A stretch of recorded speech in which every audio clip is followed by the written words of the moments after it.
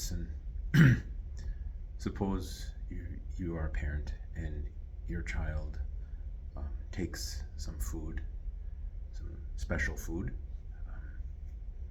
candy or chips, Doritos or something that they're not supposed to have. Not because you forbid it, but because they took it without asking.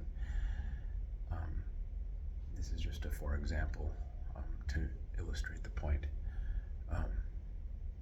When you go talk to that child about it, you should not just think about what you're going to say to them, but also about how you're going to respond based on what you can logically project what they might say. So for instance, if let's pretend I have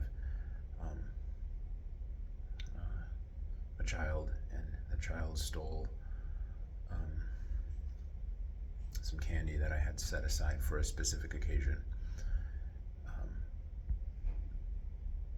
I could go and talk to that child. It would behoove me to think through how am I going to respond if that child fesses up, and how am I going to respond if that child lies and says, no, I didn't do it, even if but in this case I know they're going to do it. The lesson is this: it is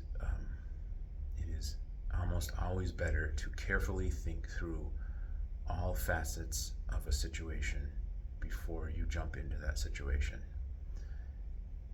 It is not a hard thing to do. If you sit down for 10 minutes and practice it and just kind of talk to yourself, maybe in your mind, maybe even out loud, about, I'm going to say this, they're going to say this is how I'm going to respond if they say this, but on the other hand, this is how I'm going to respond if they say this.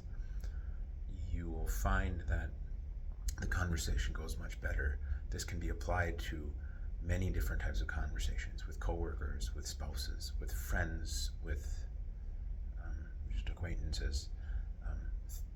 It's especially if you have time and you can choose when you want to enter into the conversation. It does get more difficult when this conversation is foisted upon you, but the lessons can be the same. You can learn how to be able to figure this out in just a 3 to 5 second pause, although that is much more difficult, and I am not there yet.